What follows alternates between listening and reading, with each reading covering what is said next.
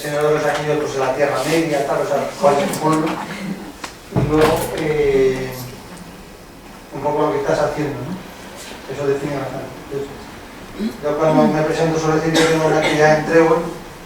Esto me lo dijo un amigo mío de los que te quieren, que son los que buscan lo mejor de ti, no lo peor.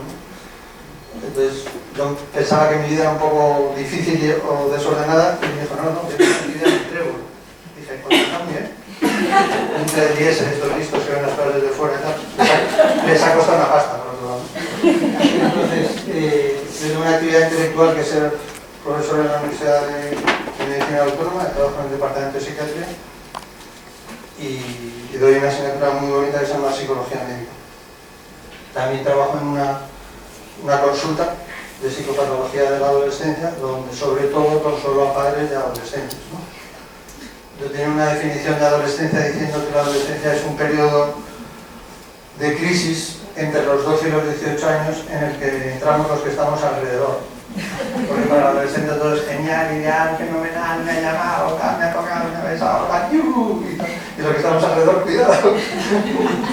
Pero el otro día un adolescente en mi consulta me dio una definición más interesante, me dijo, mira, doctor Poder, yo creo que la adolescencia es como una pesadilla que se muerde la cola. Me parece preciosa la definición, porque es una mezcla entre pescadilla que se muerde la cola y pesadilla, ¿no? O sea, no te aclaras y de pronto sueñas y la realidad y te despiertas y todo eso así. Bueno, entonces trabajo en una consulta y como he visto sobre todo trabajo en equipo, ¿no? Porque yo creo que el equipo es importante y por ejemplo para educar el equipo es fundamental. Entonces, puede haber una buena profesora en el colegio que si el resto de las profesoras no la apoyan, pues no servirá de mucho, ¿no? Y el equipo es clave, ¿no? Porque luego hay que distribuirse tareas, porque... Y luego una cosa que he hecho así últimamente en la consulta es hemos hecho la página pero no la visita guiada. La he colgado en Google Maps, entonces se puede visitar ya mi consulta sin haber ido. Entonces también te ahorras un dinero, claro. Porque yo estaba en la consulta del doctor Poveda, tal, pero por internet, ¿no? Eso tiene que ver con un concepto que saldrá al final de la exposición, y si no os adelanto, y es que los adolescentes actuales, vamos a hablar también de la infancia, ¿no? Que los adolescentes actuales están desarrollándose en un sistema muy interesante que se llama realidad aumentada. La realidad virtual, ¿sabéis lo que es, no? O sea, lo virtual, pero la aumentada sería lo último, ¿no? Entonces la realidad aumentada es cuando se junta lo virtual con lo real y además interactúa. Y entonces lo que tú ves es lo que es real. O sea, un adolescente o una adolescente de este colegio, pues va por la plaza de San Juan de la Cruz y de pronto le dice Google que hay una consulta y ve que es de Poveda, que ha venido a mi colegio y puede hacer una visita virtual a mi consulta, ¿vale? Pero lo más divertido es que si ella esa mañana ha estado viendo coches que le gustaría tener cuando sea mayor, la tienda de al lado de coches, del Land Rover de estos super chulos que hay ahora, le va a decir, estás cerca de la tienda, visítanos. Se llaman los cookies, las galletas que ella ha ido dejando mientras ha hecho visitas en su smartphone, mientras esperaba el autobús. ¿Sabéis esto? Sí, ¿no? Entonces es muy sutil, porque resulta que tú haces una búsqueda ropa de otoño y has buscado pues, que hay una tienda pues, aquí en el centro comercial de Las Rozas. Y cuando pases en autobús por el centro comercial de Las Rozas, te empieza a picar el móvil diciendo, estás pasando al lado del centro donde has estado viendo ropa, que no se te pase a comprar la ropa. Entonces, como veis, están perfectamente rodeados de información real y virtual, ¿no? Y luego también trabajo en una OAG, es una organización antigubernamental, que se llama Provida. Y entonces lo último que he puesto en marcha ha sido una escuela, porque lo de la docencia práctica me pegaba a mí, y es formo a personas para hacer rescates, que es ayudar a mujeres en situaciones de riesgo inminente de abortar. Por ejemplo, esta chica es una chica que tiene un kiosco en uno de los rastros que se montan en Madrid. En Madrid hay un castillo que os aconsejo, si no lo conocéis también, que se cae entre la Plaza de Castilla y la Vaguada, ahí en Príncipe de Asturias. Hay un kiosco a mitad de la cuesta, con un cartel escrito así, con rotulador y con bastantes faltas, que pone bragas de calidad a €1. Esta es la dueña. Entonces, esta chica la conocí en la puerta de un establecimiento que hay en Madrid, donde se hacen abortos, porque iba a abortar, porque le habían dicho en ese sitio que tenía un embarazo con malformaciones y que tenía que abortar. Entonces la gente de la escuela de rescate, en concreto Mami Mingo, que es vecina de aquí del barrio, le dijo, oye, antes de abortar, ¿por qué no te hace una ecografía a una persona, un buen profesional, a ver qué pasa con esa malformación? Dijo, bueno, pero es que yo estoy en ayunas, traigo el dinero y quiero hoy solucionar esto. Entonces te llevamos y te traemos a la ecografía. Entonces la llevamos a la ecografía, confirmaron que tenía un embarazo monstruoso, 2 cabezas, 4 brazos, 4 piernas, pero que eran 2 niños. Ella ha sido una gran alegría y su marido un gran susto.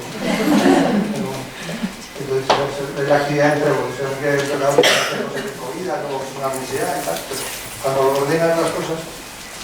Entonces mi propósito en la exposición de esta mañana, cuyo título vamos a recordar de nuevo, que es Niñas de hoy, Adolescentes de mañana, es intentar transmitir un mensaje de que la vida es un proceso, ¿no? Y por el general nadie llega a una situación como de pronto, ¿no? Y que los adolescentes llegan a ser adolescentes porque han tenido niñas y para llegar a ser jóvenes y adultos hay que pasar por la adolescencia. Y además es muy importante pasar por la adolescencia en el momento de la adolescencia. También cuando alguien me dice, es que mi hijo es insoportable, lo que tal que la tiene. Que es la edad de ser insoportable. Entonces aguanta el tirón porque es el momento de la goma del potro. Es mejor un adolescente de 16 años que de 40 años. O sea, ¿quién no conoce a la típica señora que dice tengo 3 hijos y el mayor que es el adolescente, ¿no? Que es su marido, ¿no? Entonces, bueno, pues yo creo que cada momento de la vida tiene su cosa y es importante que sea esa cosa.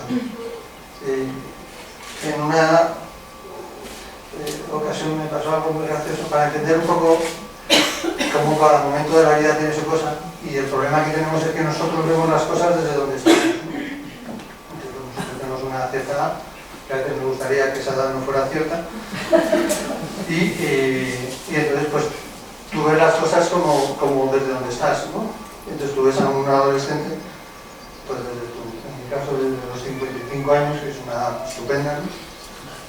La altiplanicie de los 50 es una altura ya respecto a la vida fenomenal y no entiendes cómo no, y es que a lo mejor te cuesta meterte en la clave de él, ¿no? Es una clave pues del ciclo de la vida distinto al tuyo y de los momentos históricos que son muy distintos. Yo esto lo entendí así como de pronto cuando tienes una luz y dices lo entiendo. Un día viendo una película con un sobrino muy divertido y muy inquieto, que era El Señor de los Anillos. Yo estudié en medicina en la Autónoma, yo no vi El Señor de los Anillos, no leí El Señor de los Anillos, no iba al cine, no leía libros, solo estudiaba medicina. Y acabé la carrera justo antes de que la carrera acabara conmigo, ¿no? Entonces, años después, vi El Señor de los Anillos.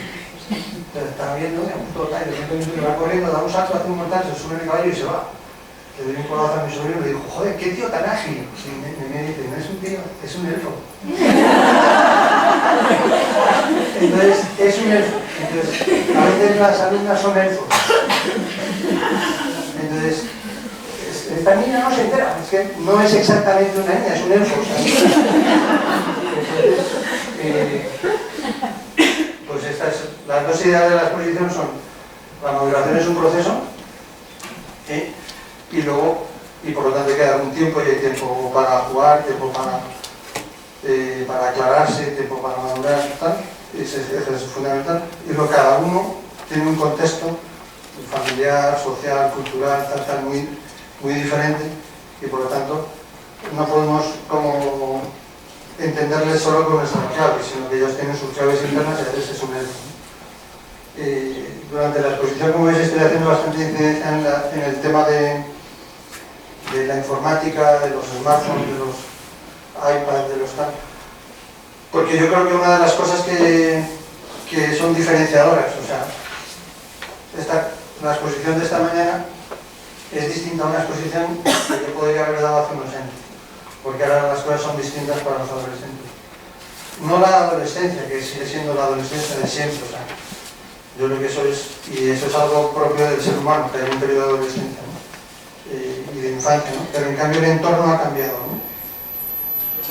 A mí me gusta hablar como de 3 características que tiene el adolescente, y en general la adolescencia, las niñas pues 11, 12 años, 18 o 20 años, a veces más corta, a veces más larga, pero bueno, en ese amplio hablamos, ¿no? Tiene 3 características, ¿no? Al menos 3 características que yo creo que son importantes. Es que la adolescencia es una época de la vida que es única, y eso es importante porque, igual que en la madurez tenemos varias etapas, yo por ejemplo ahora estoy en una etapa de escritor. Empecé a escribir libros, ya me considero escritor, pero hace unos años no era escritor, y después de un tiempo dejaré de escribir para hacer otra cosa, ¿no? Porque esto de lo adulto, pero la adolescencia solo es una adolescencia y solo se vive una vez, ¿eh? Es un poco como las clases de los profesores os voy a dar una clase de hombres bomba, pero estaros muy atentos porque solo la voy a dar una vez, ¿no? Entonces, porque hay cosas que son una vez.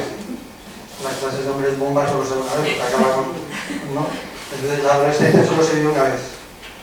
Y hay que estar pendiente porque no va a haber una segunda adolescencia, sino que la adolescencia es un tiempo además donde a mí me gusta mucho la figura del barro, ¿no? Es barro que si metes un dedo puedes realmente formar una cosa bonita, ¿no? Como frase visual y gráfica, a mí me gusta decir que la adolescencia es el periodo en el que se diseña el vaso, que luego colmaremos o no cuando seamos adultos, ¿no? Pero el vaso se diseña en la adolescencia. Los ideales, los propósitos, dónde quiero llegar. Bien. Entonces, las 3 características que yo creo que tiene el adolescente, además de otras, es que es intenso, que es instantáneo y además es indiscriminado. O sea, todo ya y aquí. ¿Vale? Es muy adolescente eso, ¿no? Mamá, necesitaría comprar, no sé qué, pero vámonos ya. ¿No? La necesito ya, ahora, aquí. La quiero tener aquí, en mi habitación, en mi armario. Entonces, intensa, indiscriminado y instantáneo. Pues tengo que deciros que los smartphones, las redes sociales, son intensos, indiscriminados e instantáneos. Entonces se nos han juntado las características psicológicas de la adolescencia con las características técnicas del mundo de la informática, que es intensa, indiscriminado e instantáneo. Con la característica de que al ser intenso, indiscriminado e instantáneo, como que se retroalimenta. Es interesante, ¿no? Entonces a los adolescentes que les gusta todo ya y aquí, les damos un ordenador que es todo ya y aquí. Y entonces, ¿qué hace mirar el ordenador? Te lo voy a explicar porque estuve en una conferencia del doctor Poeda donde me lo explicó muy bien. Que los adolescentes son instantáneos, intensos e indiscriminados. Y entonces yo creo que una cosa fundamental es educar en eso, o sea, ponernos de espalda al mundo de la informática o de los ordenadores o de los smartphones o tal, no tiene mucho sentido, como ponerte de espaldas pues, al mundo de la imprenta, ¿no? O ponerte de espaldas al mundo de la televisión, ¿no? Pues hay mundos que vienen y yo creo que la clave está en educar para eso, ¿no? Cada vez además es, el otro día me hace gracia, ¿os acordáis? Así los mayores del lugar, hay gente que más cuando estudiábamos informática. Te explicaban, a los niños ya saben informática, en el móvil hay de ti, ¿no? Como no tengas una clave para entrar o lo que sea. Y entonces esta frase de Stein me parece muy interesante. Nos vemos el día en que la tecnología sobrepase nuestra humanidad y el mundo sorprenderá a una generación de idiotas. A mí me gusta mucho la palabra aldea bobal. La aldea bobal es una aldea donde todos nos hemos convertido en muy bobos porque te dan las informaciones indiscriminadas, ¿no? Y entonces tú te lo crees porque están, antes decían, lo ha dicho la televisión, ¿no? Y ahora pues lo está en internet, lo dice Google, lo dice... La última de estas cosas que me pasó fue hablando con un diplomático que estuvo en Israel unos años, le pregunté este sábado, estuve mirando con él, y le dije, Oye, he leído en la prensa que en Israel se han acabado las máscaras de gas por temor a la guerra.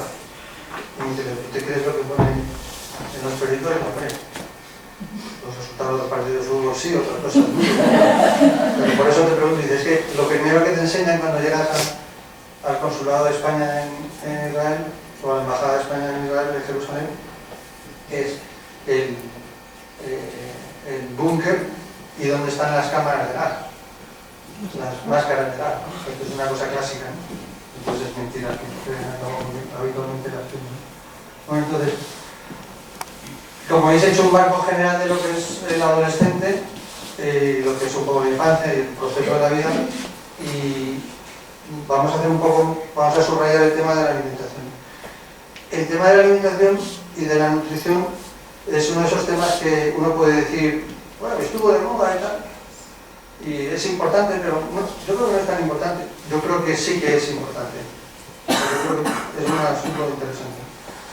Además de que gran parte de nuestra vida nos la pasamos pendientes de qué vamos a comprar para hacer la comida, cómo vamos a comer, con qué voy a comer, no sé qué. Incluso en algunas zonas españolas, como por ejemplo en Bilbao, las preguntas de antropología es quién soy, de dónde vengo y dónde vamos a comer. En general, la comida es un tema emergente, es mi opinión. A mí además me salpica, ¿no? O sea, yo antes era un profesor de la Facultad de Medicina que daba psicología médica y ahora resulta que me he convertido en el profesor de deontología de la nutrición. Entonces, si vosotros tecleáis en internet deontología de la nutrición, en la autónoma salgo yo, ¿no? Porque resulta que desde hace 4 años, este es el 4º año, hay una carrera que se llama Nutrición y Dietética, una carrera que se da en la Facultad de Medicina junto a Medicina y a Enfermería. Entonces el tema de la nutrición es un tema importante. Hablando hace unos meses con Armando de Miguel,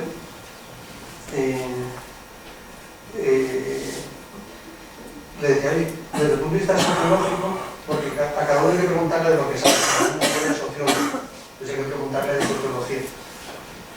Es una regla de oro para funcionar bien en la vida, que es carne al carnicero, pan al panadero, leche al lechero y pasta al banquero si es amigo tuyo. Entonces a cada uno le preguntas lo suyo y le haces feliz porque te da lo suyo, ¿no? Y si quieres acabar con tus amigos solo tienes que pedirle que te arregle el coche a un tío que detesta los coches, ¿no? Entonces, hablando de Miguel, al que conozco desde hace un tiempo, le dije, oye, desde el punto de vista sociológico, ¿qué cosas pasaron en el siglo XX que le hicieron distinto a otros siglos? Y me dijo, pues que la pirámide demográfica cambió porque disminuyó por abajo al disminuir el número de hijos al final del siglo y subió porque a principios de siglo la edad de fallecimiento en España era en torno a los 40 años y al final del siglo es en torno a los 85 años. Y una cosa que ha incidido ahí es la alimentación. Es sorprendente, pero es la alimentación. No hace falta irse a hablar con nuestras abuelas para preguntarles qué comían, cuándo comían y tal y cual, pero si tenéis algún conocido de en torno a 90 años y le decís, bueno, ¿qué te parece la crisis? Seguramente te mirarán, sonreirán y dirán, nosotros una vez a la semana comíamos pollo, porque a principios de siglo se comía una vez pollo a la semana, ¿no? Entonces, bueno, la alimentación ha cambiado mucho y también los hábitos alimentarios, ¿no? Y entonces eso tiene sus cosas buenas y sus cosas malas. Con el tema de los móviles, ordenadores, redes sociales, etc., uno puede decir, bueno, esto es para tanto, o sea, uno puede decir, no es un poco exagerado. Entonces, bueno, yo soy un fanático del manejo de esto, o sea, porque me encanta, ¿no? Me encanta que ayer me invitaran a la SER por la mañana, poner en Facebook voy a la SER y empezar a recibir apoyos. ¡Ánimo, Jesús! Y tal, tú puedes y tal. Y cuando estás saliendo del programa te vuelven a mandar mensajes y tal y cual. Entonces, pues es una maravilla, ¿no? Pero además tiene muchas cosas muy buenas, ¿no? A mí me encantó, unas horas después del accidente de Santiago de Compostela, recibir un tuit del Papa desde Río de Janeiro diciendo que recemos por los familiares de los tal. Pues, a mí me parece fascinante. Y si conoces al chico, que es un madrileño, que le hizo tuitear por primera vez a Benito XVI, pues esto sí que está bien, ¿no? O sea, que a mí las redes sociales y los Twitter y los Facebook y tal me parece que están muy bien. O sea, no soy nada de... Lo que pasa es que es un poco como todo, ¿no? Todo es veneno, nada es veneno, depende de la dosis, ¿no? Decían los personas. Los smartphones o las redes sociales tienen sus cosas muy buenas. Yo, por ejemplo, en mi tesis doctoral estuve 6 meses para conseguir la bibliografía, ¿no? Actualizar todo lo bibliográfico. En la actualidad una búsqueda bibliográfica se puede hacer en solamente una semana y desde tu ordenador. Bueno, en cualquiera de los casos, con la alimentación, ¿qué pasa? Pues lo mismo. La alimentación es maravillosa, o sea, cuando hablamos del cielo es pues la mesa celestial. O sea, es muy importante o sea, cuando alguien te invita a comer a su casa, te da una muestra clara de hospitalidad, ¿no? Lo que sea comer, pues yo creo que es todo un tema muy importante, ¿no? Entonces la alimentación es importante, lo que pasa es que al igual que las redes sociales, los teléfonos pueden producir sus patologías. En el último DSM, que es el DSM-5, que es el libro donde vienen los desórdenes, Disorder System Mental, que es como el esquema de las enfermedades mentales, que ha salido este año, aparecen 2 patologías nuevas como consecuencia del mal uso de la informática. Uno viene el retraso de sueño, cosa que padecéis en este colegio, porque ya está objetivado. El tema de alumnas que se quedan dormidas en clase. Se quedan dormidas en clase o que han estado con el ordenador por la noche o con el móvil hasta la 1 de la noche, pendiente de la llamada, para mano, o la puerta en mi lazo para que tal y despertarse. Entonces, un día aguantan, 2 días tal, pero el 3 día están en clase y pues obviamente con el piloto automático o dormidas directamente, ¿no? Entonces aparece ya esa patología y luego aparece otra patología que es la de problemas de sociabilidad, ¿no? O sea, gente que se hace muy amigo del ordenador y te quiere mucho por ordenador y te manda iconos y conoquitos y todo lo que quieras y luego le vas a dar la mano y no te mira la cara y te da una mano de pez y esto es un asco, ¿no? Entonces aparecen ya esas patologías como ya constatadas. Entonces pasa lo mismo. Si la comida es mejor, si está todo más rico, si está todo más bueno y si está no sé qué, ¿por qué la gente tiene problemas con la alimentación? Pues porque los tienen. Entonces vamos a ver qué podemos hacer. Entonces, he hecho este esquema así con 7 puntos. El número 7 me gusta mucho, soy el 7º de los hermanos. Y el 7º descansó, se llama el 7º descansó. Entonces, definición y tipos. Me gusta mucho meterlo con el ciclo vital. O sea, evidentemente es distinto los trastornos de la alimentación del recién nacido, pues enfermedades celíacas, alergias a determinados alimentos o lo que sea, que en la infancia, que en la adolescencia, que en la madurez. Luego causas, lo subtitulaba porque aquí y porque ahora, ¿no? Y yo creo que es importante eso, ver que a veces el trastorno alimentario puede ser como un síntoma, ¿no? Pero no es lo que está verdaderamente pasando atrás, eso pasa por algo, es un poco como la fiebre, ¿no? La fiebre es un síntoma quiere decir una manifestación de algo, ¿no? Pero lo que pasa debajo puede ser muy distinto al motivo de consulta, por así decirlo. O sea, nosotros como profesoras, en una alumna, no estoy preocupada porque he suspendido y tal, ¿no? Entonces, hombre, el primer año que das clase te centras en que has suspendido y tal, pero luego te das cuenta que has suspendido porque no has estudiado porque su casa hay problemas, porque no has estudiado porque pues, está enamorada, porque no has estudiado no sé qué. El otro día en Venezuela fuimos a comer a un sitio y se equivocaron 2 veces. Y entonces yo estaba con un profesor y dije, esto es normal en Venezuela, me dijo, es que está enamorada, ¿no? La camarera. Es una patología de la atención muy interesante. Entonces que uno no se puede quedar solo con el síntoma, ¿no? Pues se queda suspendido. Vale, suspendido. Tiene fiebre, pero yo ¿por qué tiene fiebre? Pues tiene una infección, está deshidratada, lo que sea. Luego tratamiento. Planteamiento holístico quiere decir un planteamiento global. Muchas veces, a veces hacemos planteamientos como estrictamente pues si pierde peso que coma más. No, a lo mejor no solo no tiene que comer más, sino que tiene que comer menos, pero mejor de otra manera, ¿no? O no solo tiene que perder peso, sino perder más peso, porque es que antes tenía mucho peso. O sea, ver ahí un poco, el planteamiento holístico es ver a las personas desde el punto de vista biopsicosocial, ¿no? O sea, el aspecto biológico, el aspecto psicológico y el aspecto social, ¿no? Y el trascendente, como decía el otro, ¿no? Que es el hecho diferenciador de este colegio. ¿Os sabéis el chiste este de a ti que te gusta? Dice, a mí jugar al póker y perder. Dice, será ganar, y eso ya es la leche, ¿no? Entonces, ¿a ti qué te gusta? Pues a mí me gusta educar a las alumnas. Dice, y que se vayan al infierno, ¿no? Dice, pero será que se vayan a hacer. Dice, bueno, eso ya es la leche. Entonces, el objetivo en este colegio es educar a las niñas y que se vayan lo más cerca del cielo, ¿no? Porque si nos quedamos solo en la técnica, pues para eso a lo mejor me quedo en el Ramiro, que es donde yo empecé lo mío.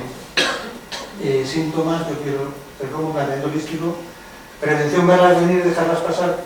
Esa es una idea muy interesante. La prevención es... Voy a usar aquí el color. Así entramos este dibujo que me gusta mucho la montaña. Entonces pone que es una montaña. No se ve, ¿verdad? Tenemos uno negro a lo mejor que tinte.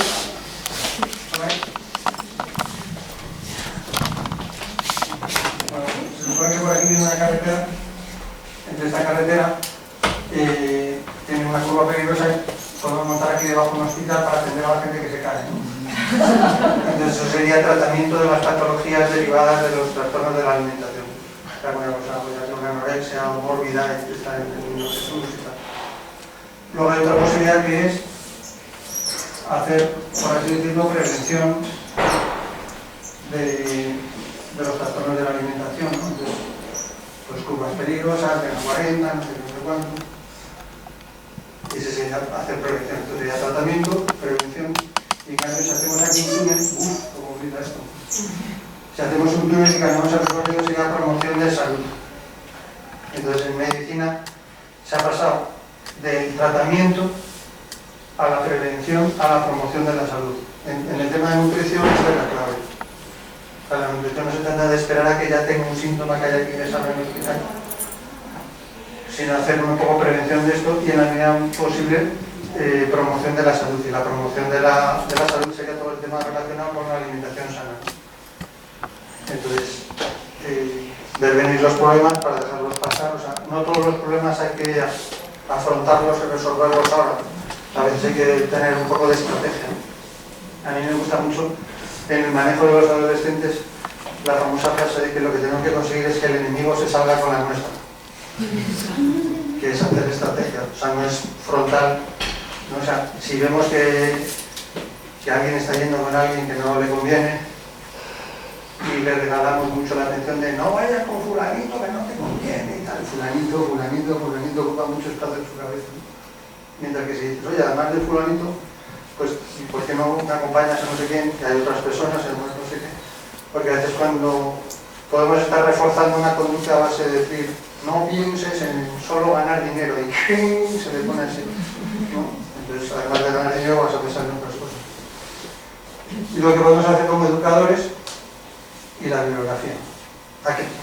¿Os hace ilusión que vayamos a esto o no? ¿Se consigue una cosa así atractiva? ¿O cuánto falta para acabar? Es la pregunta que cuando me la hagan en la universidad dejaré de dar clases. O sea, cuando uno levante la mano y ¿tienes alguna duda? ¿Cuánto falta para acabar la clase? Digo, me voy. Hablando de cosas interactivas, cuando entro me han pedido permiso para grabar, o sea que vosotros no os preocupéis que solo sois de espalda, si no os pierde la curiosidad. Y entonces quedaréis de sal grabadas. Entonces, el otro día en clase, estaba dando una clase tal, y era sobre la adolescencia, problemas de comunicación. Un padre trajo a su hijo a mi consulta porque se creía que su hijo se dedicaba al trapicheo y tal, porque le había oído a su hijo. Tengo petas, te paso petas, te vendo petas, tal. Entonces el padre vino muy asustado a mi consulta con su hijo, le atendía a su hijo, y su hijo me confirmó que en efecto vendía petas, en concreto petardos. Entonces me sacó unos petardos de la mochila, me los puso encima de la mesa, yo le pedí uno para dar una clase en la facultad y acabé la clase de la adolescencia estallando un petardo, ¿no? Entonces uno de los alumnos grabó el estallido del petardo, subtitulé en YouTube, al doctor Poeda le gustan los petas y ahora está directamente en YouTube, ¿no? Entonces eso se llaman alumnos interactivos, donde tú haces una clase y por la noche ya estás en internet, y te han visto en México y me ha hecho mucha gracia tu clase hoy de tal. Entonces esto pasa. Entonces cuidado con lo que haces en clase porque se están grabando. A mí porque no me están grabando no pasa nada. Estoy preparado, me han pedido permiso, me ha hecho mucha ilusión. Ya no tenía permiso. Bueno, entonces, si esto es una montaña, y aquí una carretera peligrosa, podemos montar abajo un hospital y hacer tratamiento de personas que han tenido problemas con la alimentación y patologías graves. Podemos hacer prevención, pues pondría señales tal y cual, y esto sería prevención, o podemos cambiar la carretera y esto sería promoción de la salud, ¿no?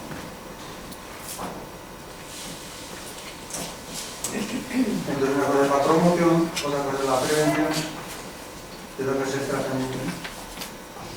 Entonces en la medida posible la promoción es más barata que la prevención y la prevención es más barata que el tratamiento. Entonces desde el punto de vista económico, o sea, un argumento para hacer esto es que estamos en crisis y no podemos permitirnos el lujo de llegar a...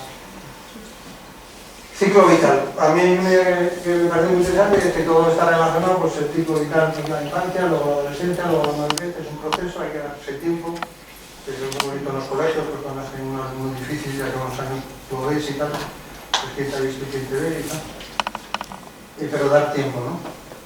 Y entender que nosotros a veces estamos viendo una fotografía de una película, ¿no? Y no podemos quedarnos con la fotografía es solo una fotografía. Infancia, pues periodo comprendido entre el momento del nacimiento y los 12 años. En esta primera etapa de la vida, el desarrollo, pues de ella va a depender la evolución posterior, ¿no?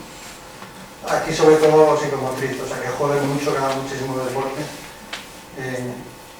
Y a mí una cosa que me llama mucho la atención, que en este colegio lo tenéis muy bien orientado, ya los hechos me remito, creo que el último edificio es un edificio relacionado con el mundo del deporte, ¿no? ¿O no? Sí, sí, sí. Entonces, el deporte en España se menosprecia, se minusvalora. Y te vas a Inglaterra y es fundamental. En los Estados Unidos es fundamental. En Estados Unidos hay algunas universidades que se valoran por su equipo de baloncesto, lo demás es impresentable, ¿no? Pero es que en España es todo lo contrario, ¿no? Entonces, el deporte socializa, si es un deporte en grupo, te da una capacidad normativa, porque hay cosas que están bien y cosas que están mal. Es un juego, o sea, a balonmano se da con la mano, a fútbol con el pie, pero a fútbol no se da con la mano, que hace falta, y no, en baloncesto no le das con el pie, porque hace falta. Y entonces uno aprende reglas, sorprendentemente, aprende a socializar, aprende a perder. Esto es fundamental, ¿no? O sea, yo creo que para poder aprender a ganar tienes que haber aprendido a perder, y si has perdido varias veces, mejor, ¿no? Porque lo peor, o una de las peores cosas que te puedes encontrar es el típico triunfador que siempre todo le ha salido bien, porque ya que se le sale algo mal, pues le va a ir muy mal definitivamente. Entonces, el deporte yo creo que educa mucho, ¿no? Y en la infancia todo lo relacionado con la psicomotricidad, ¿no? Lo motriz y lo... Ahora estoy haciendo un estudio, os lo contaré a final de curso. Yo tengo la ventaja de que en la autónoma están los listos de neurociencias. Y les he encargado un estudio sobre cerebro adolescente que escribe y cerebro adolescente que teclea. Entonces a lo mejor empiezan a aparecer diferencias cerebrales entre la persona que le dices, le estás dando una clase y le estás explicando la palabra casa y pone C-A-S-A espacialmente, y los que no lo hacen especialmente sino puntualmente. Entonces es interesante, ¿no? Yo creo que la infancia es muy importante de lo psicomotriz, igual que lo socioafectivo, pues los amigos, las amiguitas, los tal, pues esto es muy importante. Hay una idea que a mí me gusta mucho, que se llama inteligencias múltiples. Seguramente hayáis oído ya mucho hablar de las inteligencias múltiples. Las inteligencias múltiples consisten en que durante mucho tiempo los terapeutas, los profesores, nos hemos creído que cuando alguien tiene una deficiencia en un ámbito, lo que hay que hacer es castigarle ese ámbito para comprobar, demostrar y humillarle en su fracaso. O sea, suspendes las matemáticas, entonces, como no entiendes las matemáticas, te voy a seguir dando caña en matemáticas para que te des cuenta que eres un inútil haciendo matemáticas, ¿vale? Y entonces ahora lo que se hace es, está bien, no sabe nada de matemáticas, pero tiene ritmo. Entonces vamos así con el ritmo de las matemáticas.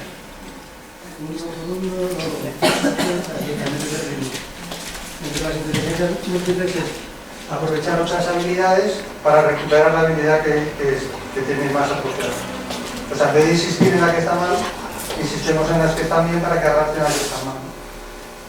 Entonces hay gente que tiene habilidades lingüísticas, hay gente que tiene habilidades matemáticas, hay gente que tiene la inteligencia corporal y kinestésica, pues, los deportistas, ¿no?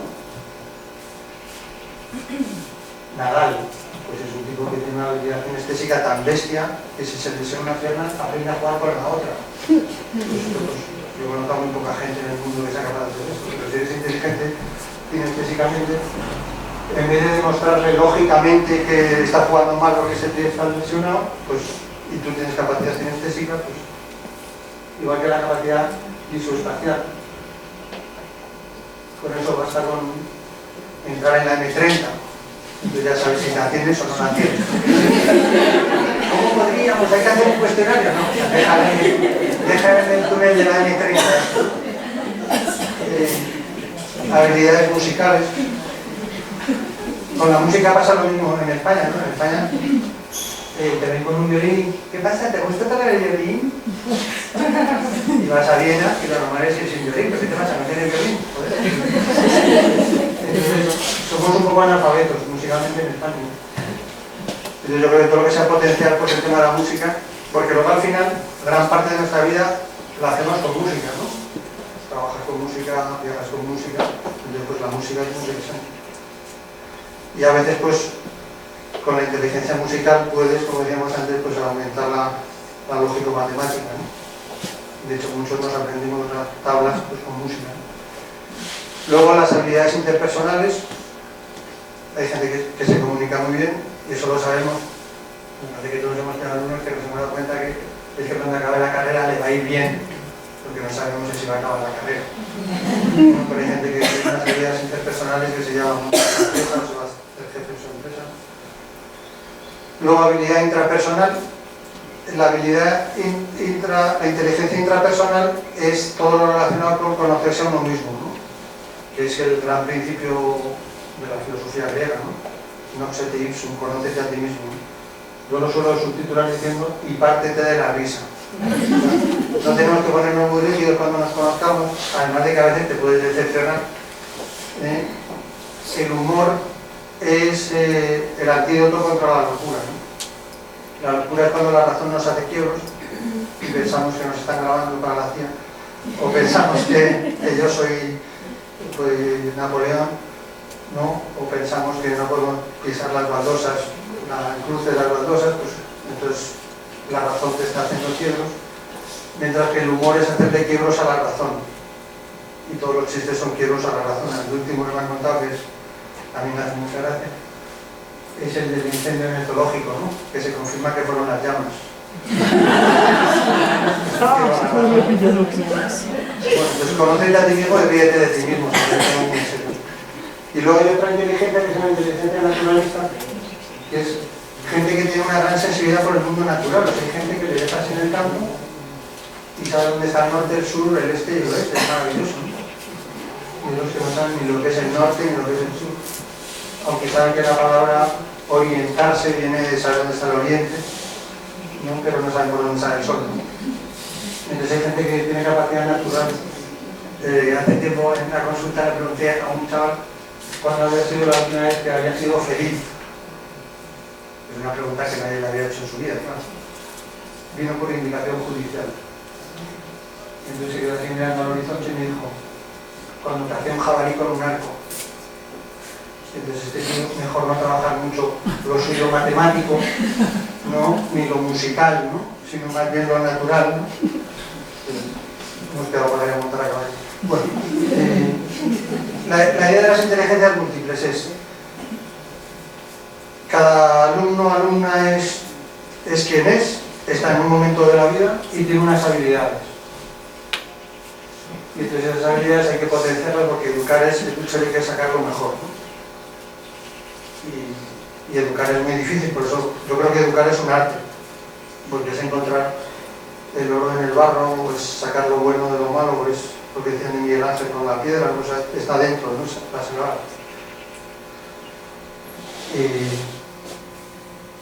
Las inteligencias múltiples es lo que acabamos de decir.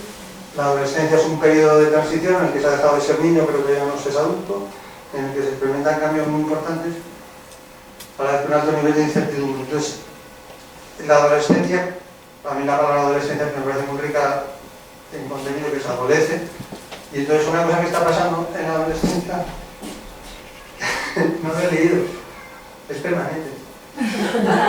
Después lo borramos. Después lo borráis. ¿Cómo me ha podido pasar lo de no leerlo? No, es que tenemos la base, ¿eh? Vale, pero yo lo leo porque... Bueno, entonces, el ser humano es un animal emocional, intelectual. Entonces, lo interesante del ser humano es que tenemos capacidad para ser razonables, para ser emocionales y luego también para el mundo de la acción, ¿no? Entonces, esta es una buena definición de personalidad. O sea, la personalidad es el modo de pensar, de sentir y de actuar de las personas.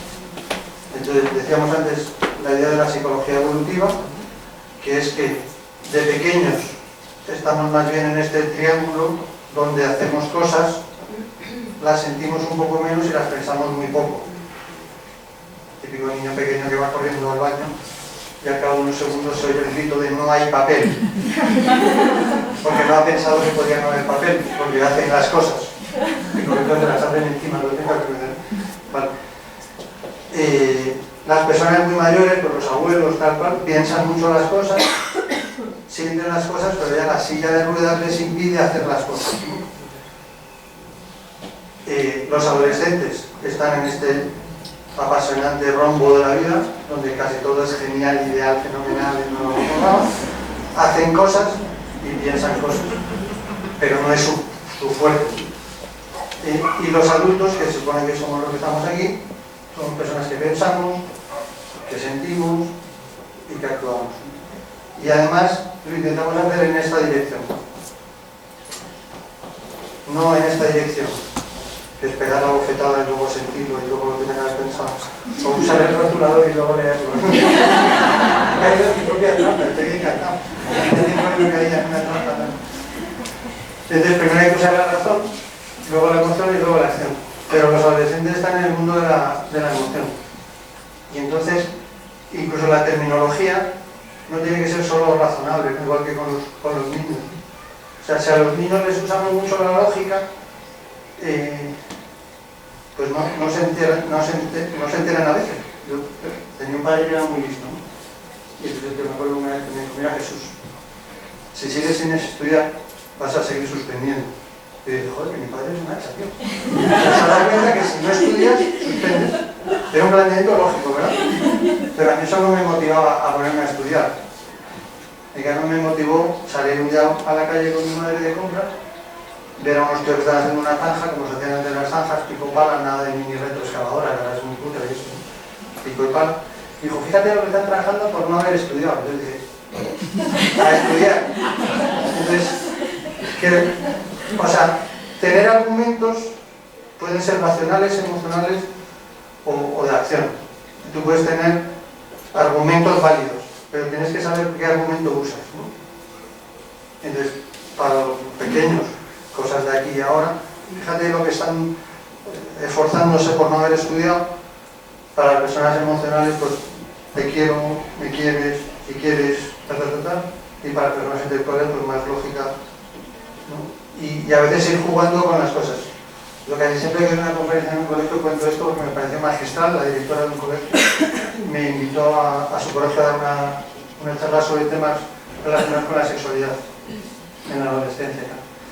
Entonces le dije que no, porque no tenía tiempo, porque estaba muy ocupado y tal. Entonces ella empezó con un argumento intelectual Usted es profesor de la universidad, conoce perfectamente este ámbito, lo explica en la universidad, tal cual. Le dije, no, es que no puedo dar la clase. Luego se puso más visceral, soy la directora del colegio, le estoy pidiendo que venga, estoy dispuesto a pagarle, son argumentos. Mira, es que te agradezco la confianza. No, que la tía bruja me dijo, tu madre estudió en ese colegio, tu madre te educó, como queremos que nos ayudes a tal, entonces que ya voy a dar la clase. Entonces, que para argumentar yo creo que es importante usar como el argumento adecuado, ¿no? Y para eso pues a veces hay que ir dejando cookies, ¿no? O sea, hay que ir dejando hablar. Entonces, a mí me hace gracia porque la adolescencia siempre se define como lo que no es. El adolescente no es un niño, pero no es un adulto. Entonces, a lo mejor es que es así. O sea, que a lo mejor la clase del adolescente es que está en fase de aclarado, que es la peor fase, porque claro, si se estropea la hora en el aclarado, pues sigue sucia, mojada y arrugada, un desastre. Pero es que es así. Entonces no tenemos que ir porque no se aclare, porque es que se está aclarando. Entonces darle la razón y luego se la quitas. Escucharé atentamente, pero atentamente, no pongas cara de atención a otra cosa que te pillan. Entonces, bueno, en la adolescencia, como sabéis, hay cambios físicos, cognitivos, emocionales, sociales, de comportamiento. En la fase inicial, de 10 a 13 años, es lo físico, pues con la atracción física, sexual, con cambios significativos, empieza todo el tema del interés por el cuerpo y la imagen del cuerpo. Hablaremos de la ropa, es tema apasionante. Luego en lo cognitivo hay una idea muy interesante que es el pensamiento concreto, que es el cómo quieres que te quiera si no estás aquí. O sea, cosas concretas, ¿vale? No digas que me quieres si no sabes cómo me llamo o si no sabes cómo me tal, ¿no? Cambios cognitivos, que es la idea que se conmigo, cambios emocionales. En la adolescencia en general hay una situación muy divertida que es dependencia e independencia. O sea, al final de la infancia, a los 11 años, 12 años, los niños son dependientes, pero no son plastas. Pero al principio de la adolescencia son más dependientes y son muy plastas, ¿no? Pero ellos se creen que son independientes. Entonces es dependencia e independencia. Entonces hay una independencia, pero me quiero ir, pues vete, pero yo no te doy dinero. Entonces eres independiente para decidir, pero no para hacer. Luego, en los cambios sociales se incrementa la influencia de los pares, se incrementa la atracción a otros. Hay un tema que os voy a comentar que es muy divertido. El año pasado me pidieron en un colegio que diera una conferencia sobre un tema tal, de estos interesantes, sociales, transversales, tal, para los mayores del colegio. Fui y di la conferencia con cierto entusiasmo y al cabo de 15 días, por un motivo que nada que ver con la conferencia que había dado, por otro tema, un chico vino a la consulta y le pregunté en qué colegio estaba y en qué clase estaba, y estaba en el colegio y la clase que yo había dado esa conferencia. Entonces le pregunté, oye, ¿qué tal? ¿Te acuerdas de algo? Me dijo, de nada. Bueno, venía por un déficit de atención. Pero esto no justificaba que no se acordara de nada. Entonces ahí me di cuenta de que las cosas son ahora un poco distintas y que las clases de antes serían para antes, pero que ahora es distinto. Entonces me di cuenta de una cosa tan importante como la idea de la influencia de los pares. Entonces a partir de esa experiencia tan interesante empecé a hacer una cosa que ya hemos hecho en este colegio, que se llama educación de tipo matriushka. Las matriushkas son estas muñecas rusas que van una dentro de otra. Entonces nosotros explicamos a las mayores del colegio temas relacionados con, por ejemplo, con la autoestima. Las mayores lo entienden muy bien porque las mayores ya están aquí, casi aquí, y se la explican a las que están aquí. Entonces resulta que las mayores, el conocimiento intelectual es jerárquico, o sea, cuanto más profesor y se de la universidad y escribe libros, pues qué bien, que hay que hacerle caso. Pero para el comportamiento uno lo aprende entre los pares. Entonces, como la esencia es que ellos se entienden bien entre pares, habrá temas que si se las explican los pares va a ser más interesante. Eso es conseguir que el enemigo se salga con la vuestra. El otro día leyendo una cosa de Benedicto XVI, leí una conferencia que empieza de una manera espectacular, que es poniendo el famoso ejemplo de un filósofo Kierkegaard que hablaba de un circo que se instala en una ciudad y justamente cuando va a empezar la función hay un incendio. Entonces el director del circo se pone nervioso con el incendio y tal, busca a alguien que vaya a la ciudad a decirles que hay un incendio y el que estaba ya preparado y es el más ágil y el más rápido era el payaso. Y dice, tío, acércate a la ciudad y que hay un incendio y joder, que vengan a ayudarnos. Entonces corre el payaso, llega a la ciudad, hay un incendio, tal, entonces la gente le ve de payaso y se empieza a partir de la mesa. ¿No? Pues el payaso quiere engañar para que vayamos al circo, ¿no? Y entonces cuanto más dramatiza, la gente más se ríe de él y mejor le cataloga como payaso y tal, pero no vamos a caer en su truco porque nos quiere engañar para que vayamos al circo y tal, entonces al final se quema el circo y se quema la ciudad, ¿no? Entonces a veces los profesores somos los payasos. Entonces por más que le digamos a una alumna, no nos va a hacer ni caso, porque es la profesora. Entonces se lo tenemos que decir porque es nuestra misión y para eso nos pagan, ¿no? Pero tenemos que ser sutiles, ¿vale? Entonces a estas edades el tema de los pares es muy importante, ¿no? El tema del sentimiento de atracción por otros seres, esto es una así como muy políticamente correcta y tal. Ahora me estoy riendo mucho con los carteles que hay sobre animales y humanos. No sé si habéis hecho turismo rural este verano, pero me he encontrado en Atapuerca un cartel que ponía y empezaron a ser habitadas por humanos y otros mamíferos. Y digo, esto se empieza a poner divertido. Cambios en el comportamiento comienza la experimentación con nuevas formas de comportarse, ¿no? Y por eso los hábitos alimentarios aquí son importantes, ¿no? Cambian a veces los horarios, cambian a veces la preocupación por el cuerpo. Hay una cosa típica que si te preocupa la imagen del cuerpo y cambian los modos de comportarse, hay una idea muy clásica en la adolescencia que es que el adolescente está viendo unos cambios,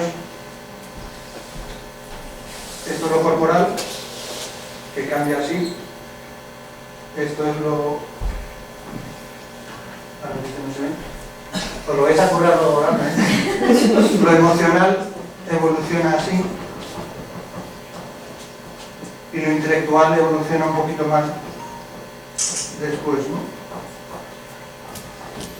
Entonces es interesante saber que entre los 12 y los 18 años más o menos hay un cambio en lo corporal que antecede a lo emocional y antecede a lo intelectual. Entonces, por ejemplo, a los 16 años las tenemos con cuerpo de mujer, con emoción adolescente y con pensamiento de niñas. Alto riesgo. Y lo que es peor es que los niños van un poco por detrás. Y entonces ya, los niños ya cuando ya son mucho más listas, emocionalmente mucho más preparadas y intelectualmente superdotadas en algunos casos, los niños siguen jugando al fútbol, ¿no? Bueno, pero Messi ha firmado lo de las Olimpiadas.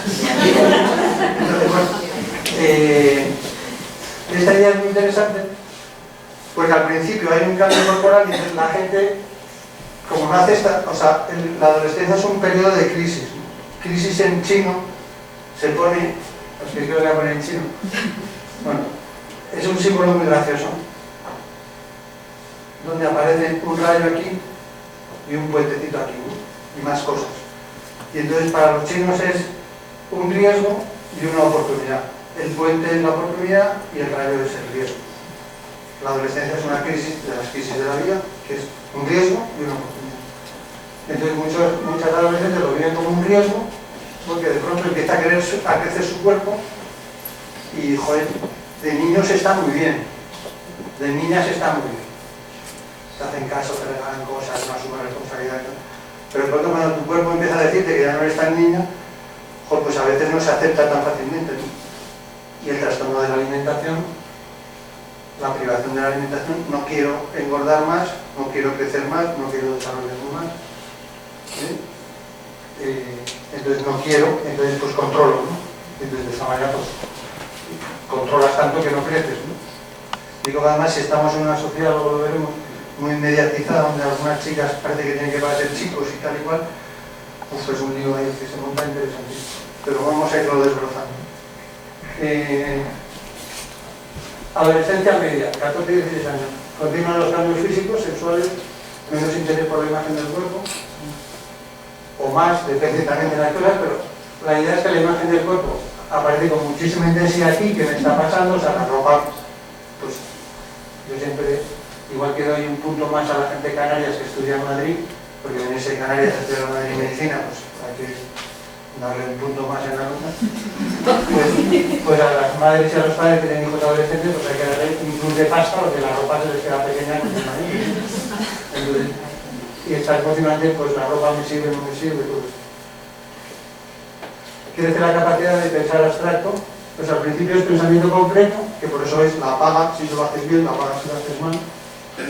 Luego tiene que ser más abstracto, yo lo que quiero es que seas feliz, y luego ya es capacidad de pensar abstractamente incluso en lugares, es capaz de ampliar un poco el desarrollo del sentido de la identidad. Aquí es muy importante porque insisto en que la adolescencia, lo esencial de la adolescencia es que empiezan a la adolescencia sin saber quién soy y supuestamente acabas sabiendo más o menos quién eres tú, y es la identidad, ¿no?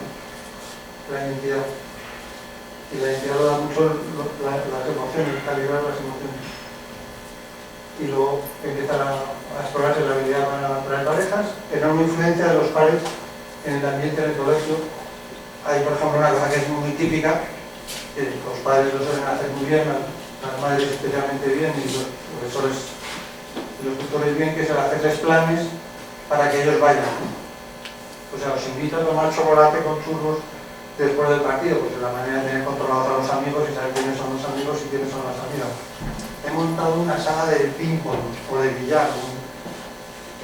Claro, para ver el mayor te das cuenta que te han hecho el truco, ¿no?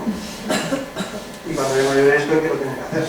Porque ese truco siempre funciona, que es traerles con sus padres para saber quiénes son sus padres. Bueno, pero no regalarles la atención de con quien no tienes que ir, porque entonces es un poco la trampa esa de no penséis en una vaca, ¿no? ¿Qué tal? Ni menos en los cuernos de la vaca. Pensar en un elefante que está sobrevolando el colegio. ¿Dónde está la vaca? ¿Vale? Entonces que podemos jugar de otras maneras. Luego aumenta el comportamiento de toma de riesgos. Esto es una idea muy típica. Hay muchos adolescentes que se suicidan jugando al grito de yo controlo, ¿no? O esto, la moto la conozco, la meditación la conozco, la situación la conozco. Desde un momento hay una sensación como de que no me va a pasar a mí. Muchas veces los famosos embarazos en adolescentes también, o sea, a mí no me va a pasar. Y luego al final ya cambios físicos, sexuales que se completan, mayor aceptación de la apariencia física. Normalmente cuando llega uno a la universidad ya sabe quién es, ha solido decir la carrera que más le gustaba a su padre. Yo aconsejo mucho el dar libertad, porque si no van a echarle la culpa a su padre todo el resto de su vida si no le van bien las cosas. Si le va bien nunca le van a reconocer que su padre acertó. Luego capacidad para pensar abstractamente en lugares, es muy interesante. Cuanto más joven es más concreto, cuanto más... Es muy gracioso. Yo la primera vez que tomé conciencia de eso fue un día con mi padre, dando una vuelta por el mar. Me dijo, qué bonito es el mar. Y entonces hablamos del mar en general, ¿no? Y me dijo, hay gente que cuando vienes del mar solo ven este trozo del mar. Porque hay gente que tiene el pensamiento concreto, ¿no? Y en cambio cuando vas creciendo es capaz de abstraer el concepto mar, ¿no? Luego se tiene identidad establecido, que así que soy, ¿no? Y luego la influencia de la familia está en equilibrio con la influencia de los padres. Entonces aquí hay una influencia familiar grande, y aquí de los amigos, y luego tenemos que conseguir que sus amigos sean nuestros amigos. Sí, muy fácil. Desarrollar esas relaciones íntimas serias, transición hacia el trabajo, universidad y capacidad para valorar riesgos reales, ¿no? Aquí hay una falta de capacidad de riesgo. Me hace gracia que el campeón del mundo de motos sea el más adolescente. El que va ganando las carreras últimas es el más joven. Pero claro, es que me estaba pensando en esta conferencia y todo el verano he sido bueno, ya la madurez, la verdad que la persona alcanza la plenitud vital, no hay la vejez, ciclo de la vida, vejez, también. Trastorno de la conducta alimentaria se trata de un trastorno mental severo que se caracteriza por miedo fóbico a engordar o a adelgazar, que comporta graves alteraciones en los hábitos de ingesta y eliminación y métodos para compensar. Eso sería ya un trastorno de la conducta alimentaria. Pero yo insisto en que más que llegar aquí, que es el trastorno de la conducta alimentaria, y hay que tratar, hay que intentar prevenir y hay que intentar promocionar la salud. Una manera formidable de promocionar la salud es con el ejercicio físico, como decíamos antes. El resultado es que todavía toda su vida gira en torno al control alimentario. Entonces, al principio quieres como controlar tu cuerpo, porque tu cuerpo se te escapa. O sea, en la adolescencia no sabes quién eres, y no solo no sabes quién eres, sino que además no sabes qué te está pasando con el cuerpo. Entonces, quiero controlarlo. Las personas con trastornos en la alimentación suelen ser gente muy lista, que controla muy bien el pensamiento, pero muy mal las emociones y muy mal el cuerpo. Entonces, hay que intentar ese control que he puesto entre comillas, cambiar la palabra control por la palabra encauzar o educar la alimentación. Y cuando eso ha empezado a suceder, se puede hablar ya de la aparición de un trastorno de la conducta alimentaria. Cuando pues una persona está obsesionada, hay veces que por tratamiento, ¿no? Yo tengo un amigo que va con una pulsera de tener las calorías, una pulsera bastante de moda. Yo el día tuve el error de invitarla a cenar y salía en verde, o sea que había caminado más de lo que había comido ese día, entonces me hace una pasada. Entonces hay gente que ya va un poco de esto. Ahora además hay programas que te pueden dar tus 3 típicos: anorexia nerviosa, bulimia y otros tipos, pues de la pica o de hiperfagia, cuando se comen de todo, ¿no? Causas, ¿por qué aquí y por qué ahora, no? Entonces, primero, la mayoría de las personas que sufren este trastorno de la alimentación suelen estar en estas edades, que nos suena bastante a la adolescencia, ¿no? Hay cambios físicos, emocionales e intelectuales, ¿no? Que se multiplican. Entonces hay cambios en lo físico, en lo emocional y en lo intelectual. No entiende cosas, no entiende cosas. ¿Vale? Y luego también hay una presión académica sobre las dificultades familiares y el entorno social manda mucho, ¿no? Es una sociedad muy exigente en lo visual, en la imagen, y entonces pues vivimos en este tipo de sociedad y pues tenemos que tenerlo en cuenta. Y luego aparecen también las dificultades familiares, que pueden ser un estímulo o puede ser un machaque, ¿no? En mi facultad pasa una cosa muy graciosa, y es que la nota de corte para entrar en medicina es muy alta. Entonces entran todos los listos de todos los colegios, ¿no? Y cuando llegan a su clase, que hay 200 personas, se dan cuenta que ya no son los listos de la clase, porque solo hay un listo de la clase. Y entonces pasan a ser los tontos de la facultad según sus padres.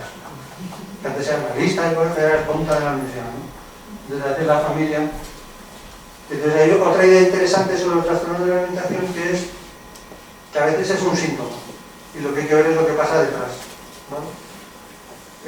Este es un tema que se llama psicología sistémica, que quiere decir que las personas están dentro de un sistema y que ese sistema pues hay que ver un poco qué pasa en otros sitios, ¿no? A mí la cosa más bruta que me ha pasado en esto fue una chica con un trastorno de la alimentación grave, acaba de salir del hospital del Niño Jesús y tal y cual, o sea, grave. Empecé a tratarla, empezó a mejorar, empezó a estar cada vez mejor, empezó a hacer un poquito de ejercicio, primero caminando, luego caminando rápido, luego incluso corriendo, luego tal. Y en un momento dado apareció su padre en la consulta y me dijo la siguiente frase: doctor Poveda, si mi hija deja de ser anoréxica, ¿qué va a ser? Es acojonante.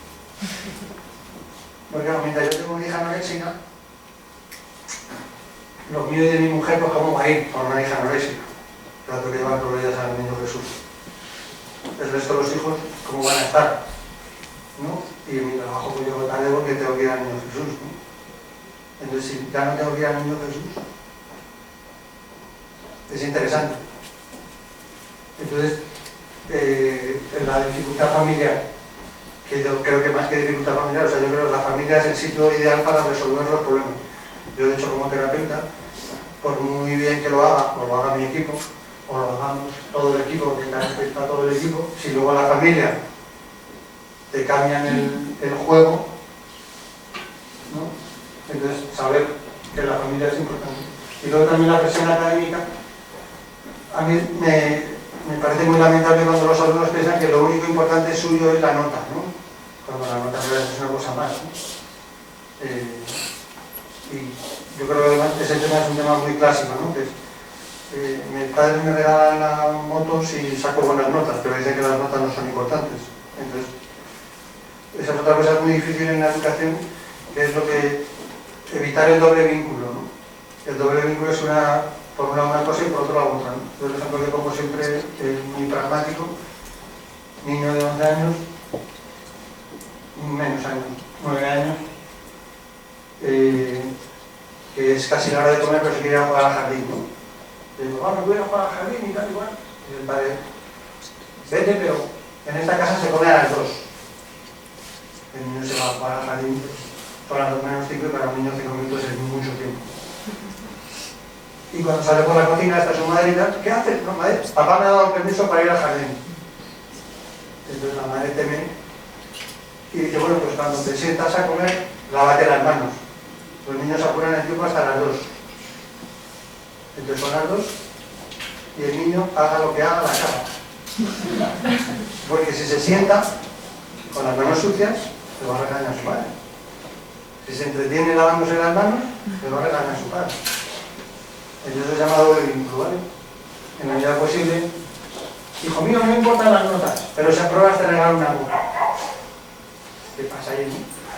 O sea, lo que me importa es que me quieras, ¿no? Pero has sacado malas notas, que seas feliz, pero has sacado entonces, bueno. Por otro lado también, relacionado con la nutrición, todos sabemos que las madres son madres y lo serán siempre, ¿no? Una de las últimas veces que comí con mi madre, llegué el último y me fui el primero.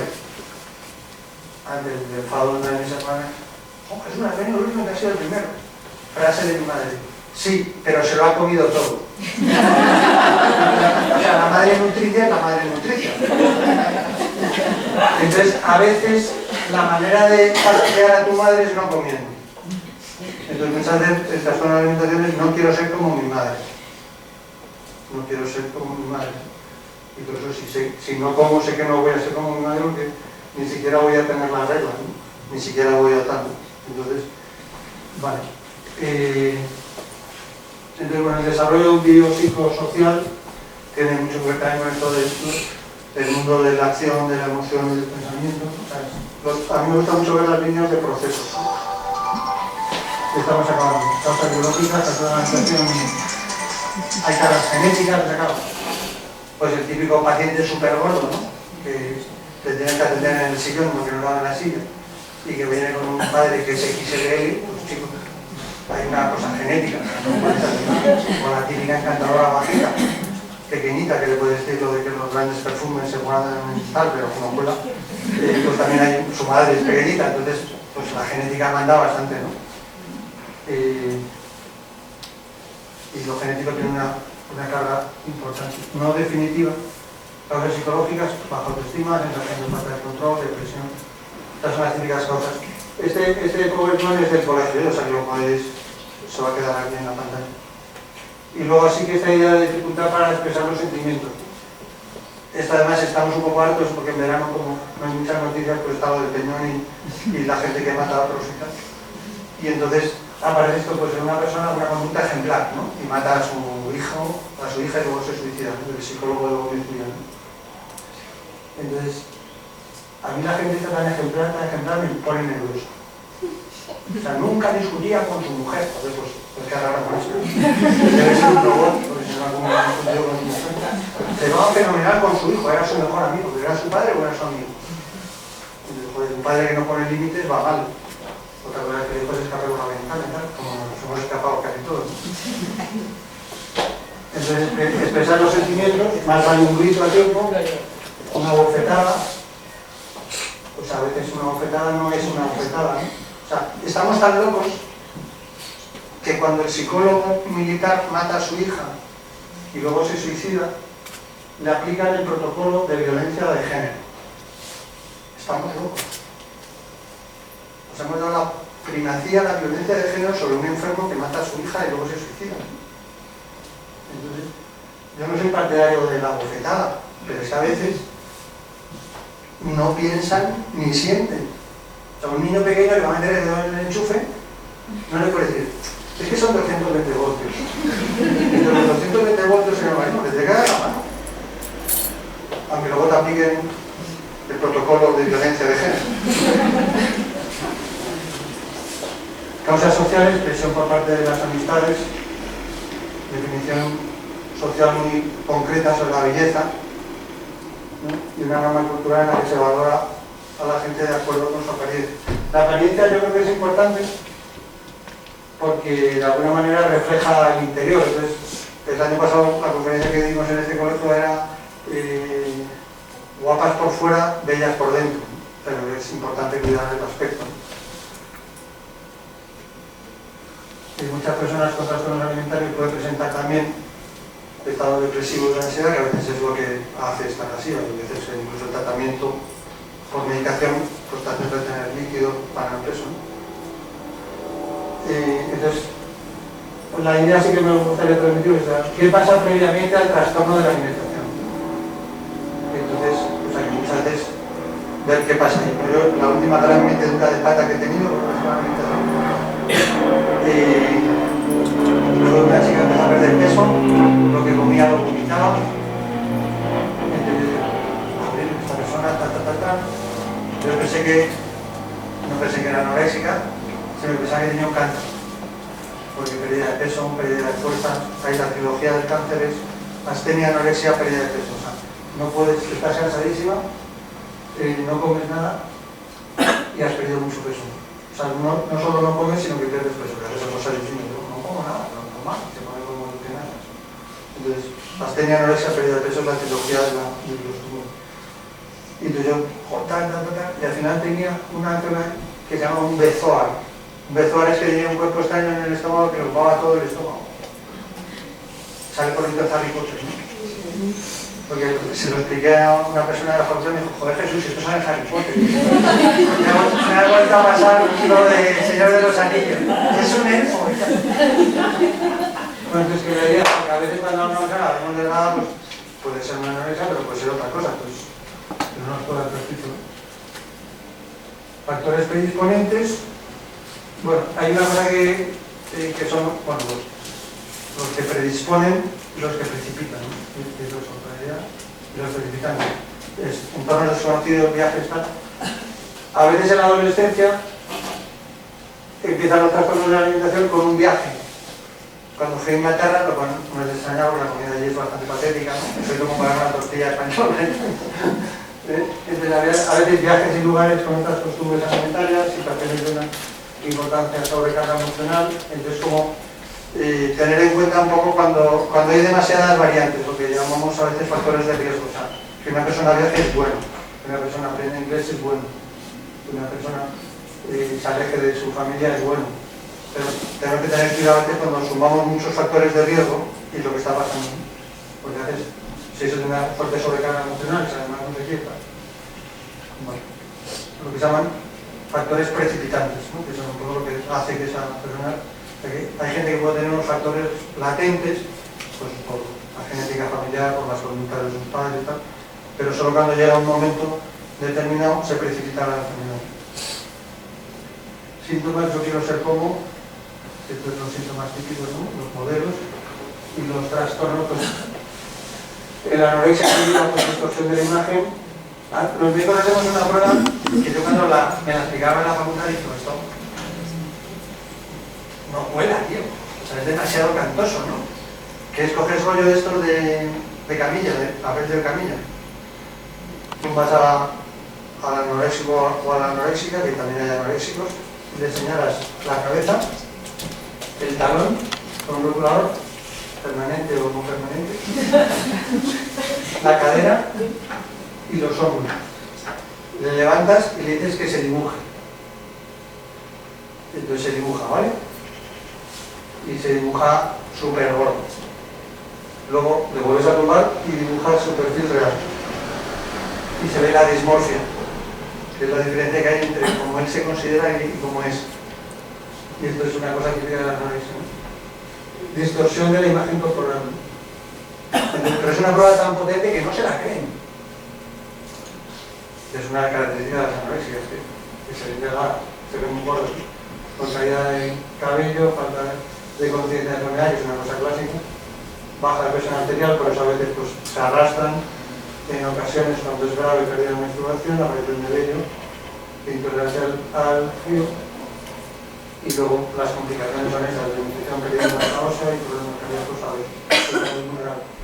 En el caso de la bulimia, que es cuando se consume la ingesta así en plan brusco, episodios de apetito voraz, seguidos de conductas tendentes a contrarrestar las dominantes comidas. Una cosa típica para una persona con bulimia es mirarle los dedos.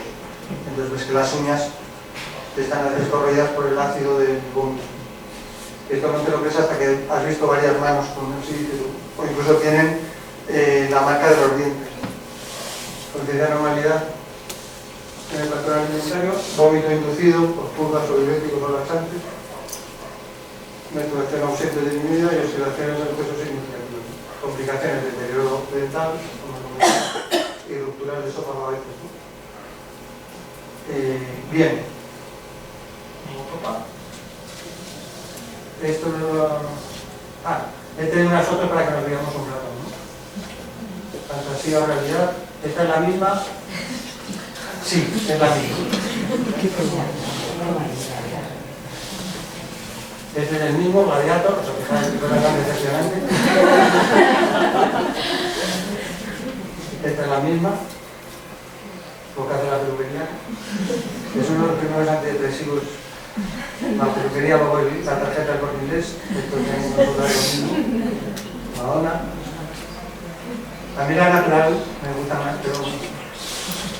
Y luego ahora están haciendo muchos anuncios de esto de sé tú misma y tal y cual. Pero yo siempre digo, sé tú misma, pero en tu mejor versión, por favor.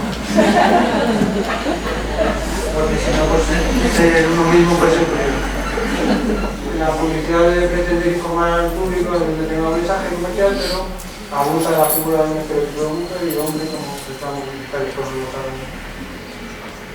Y luego el planteamiento del tratamiento que sea holístico, o sea que no sea solo verbo físico, o solo ver la conducta, o solo darle razones, o solo explicarle socialmente, o solo decirle que seas tú mismo, ¿no? Sino ser tú mismo en tu mejor versión, en tu contexto familiar. Pues si a tu madre le molesta que no comas, pues mira cómo puedes comer alguna manera o como tal. O sea, la comida, todos sabemos que tiene muchos factores a la vez. Es socializadora, es tranquilizadora, es reparadora mentalmente. Cuando estás estudiando y te pones a comer, pues te estás haciendo un área. El jefe de oncología del Gregorio Marañón tiene un tipo muy bueno a la hora de hacer unas grandes paellas, ¿no? Los fines de semana, entonces el fin de semana pensaba en la paella, pues eso le liberaba mucho de esto. La última que me pasa a mí con paellas ha sido buenísima. No os preocupéis porque no pasó en este colegio. Una familia que estaba disgregando. Entonces yo le dije al padre, mira, tienes que volver a hacer algo que una a la familia, ¿no? Los fines de semana y tal. Yo hacía paellas, bueno, pues una paella, pero que cada uno se encargue de algo, ¿no? Pues la mujer compraba el arroz, y la niña compraba pues iba a ser de carne o de pescado o lo que fuera tal. Y el niño se encargaba de lo básico, el agua y el laurel, ¿no? Entonces le veo al cabo de un mes, joder, Jesús, genial la idea, ya he hecho una paella increíble, tal, grandes recuerdos, la gente se lo pasó muy bien, en casa todo bien. Le veo un mes después y me dice, joder, qué desastre, casi nos intoxicamos en la última paella. Entonces dije, pues hay que analizar aquí qué ha pasado, ¿no? Y dice, no, mi mujer trae el arroz en el mismo sitio, mi hija la carne en el mismo sitio, el hijo trae el agua en el mismo sitio, pero en vez de traer laurel traía adelfas del jardín. Se equivocó el niño con adelfas. ¿Sabéis cuáles son las adelfas? Es tóxica la adelfa. Tened cuidado.